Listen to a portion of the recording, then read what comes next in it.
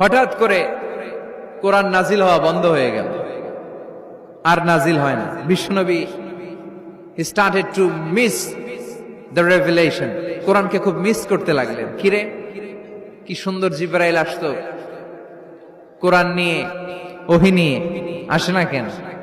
নাজিল হচ্ছে না কেন?